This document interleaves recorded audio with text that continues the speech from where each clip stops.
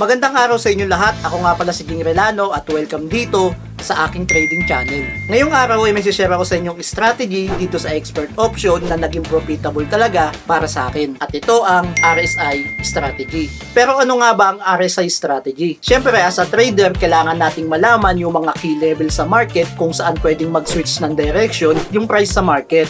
At pwede natin itong ma-detect if yung market ay nasa high or low price. At dito natin pwedeng magamit si RSI strategy. Si RSI strategy ay may dalawang linya. At ito yung 70 at 30 point line. Kapag yung line ay nasa 70, ang ibig sabihin nito ay overbought. At kapag yung line naman ay nasa 30, ang ibig sabihin naman nito ay oversold. Maraming traders na nagkakamali sa pagbasa ng RSI strategy. Dahil ang akala nila kapag yung linya ay nasa taas, ito ay mag-auto sell.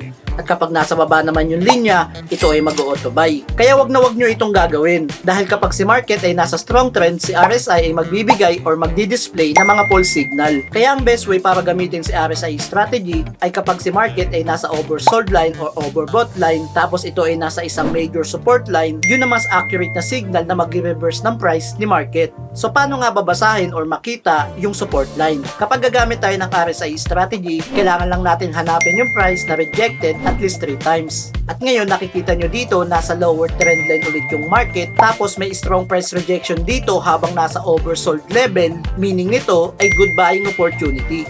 So ngayon susubukan natin mag-trade gamit ang RSI strategy. So ayun, nandito na tayo ngayon sa trading application ni Expert Option at susubukan natin mag-trade gamit ang RSI strategy. So paano nga ba makita yung RSI strategy? Punta lang tayo dito sa indicator at hanapin natin yung RSI. Pagkatapos, pindutin lang natin yung confirm. So ngayon magte-trade tayo dito at ang prediction natin ay buy. So magbabay tayo dito pag nakita natin yung green candle light. So nakita nyo puro rejection yung nangyayari dito sa graph at antayin natin lumabas yung green candle bago tayo mag-buy. So ayun, pwede na tayo mag-buy dahil lumabas yung green candle. Medyo late tayo doon pero titignan natin kung tama yung prediction natin. And antayin lang natin. Antayin lang natin yung 30 seconds at titignan natin kung tama yung prediction natin dito sa trade na to. So ayun, nag-profit tayo ng 900 pesos gamit itong RSI strategy. So ngayon, magte-trade pa ulit tayo gamit ang RSI strategy.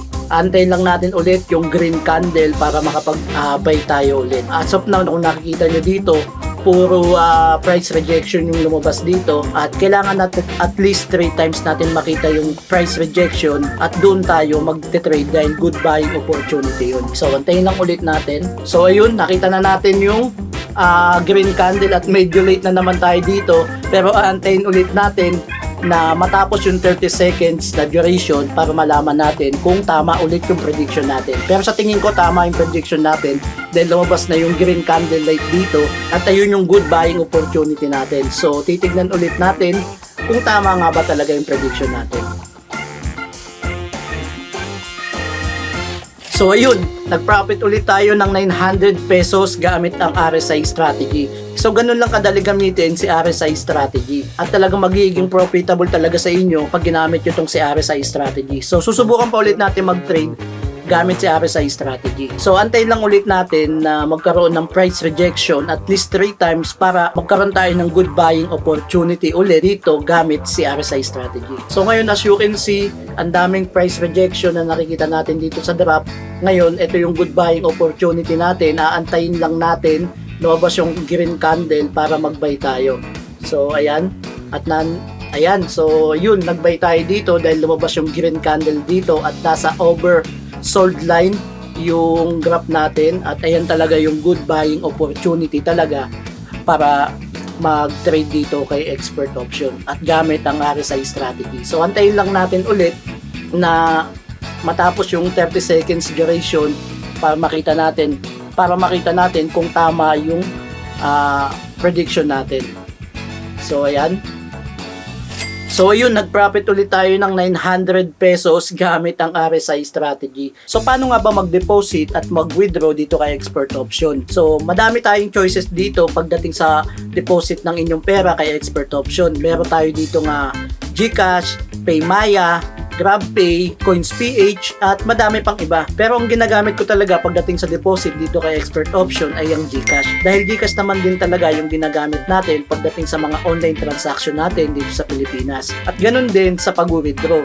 Pwede ka din gumamit ng GCash, PayMaya, CoinsPH, GrabPay at madami pa rin iba. Pero GCash din ang ginagamit ko dito pagdating sa withdrawal. At kung makikita nyo dito, nakapag-withdraw na din ako ng 6,500 gamit yung GCash. At ito yung naging profit ko nung ginamit ko yung Parabolic SAR at RSI strategy. So kung gusto nyo ding matutunan mag-trade dito kay Expert Option, huwag nyo kalimutan mag-register at huwag nyo kalimutan na gamitin yung promo code ko na nandyan sa screen, dahil kapag ginamit mo yung promo code ko ay pwede kang makakuha ng up to 120% bonus sa una mong deposit. At take note lang, kapag nag-register kayo, kailangan makapag-deposit na kagad kayo within 24 hours para magamit yung 120% bonus. Dahil kapag hindi kayo nakapag-deposit sa loob ng 24 hours, ay mag-e-expire yung promo code at hindi nyo makukuha yung 120% bonus sa una ninyong deposit. At take note lang din, hindi nyo pwedeng withdraw yung bonus na makukuha nyo dito kay Expert Option, pero pwede nyo siyang gamitin sa pag-trade dito kay Expert Option.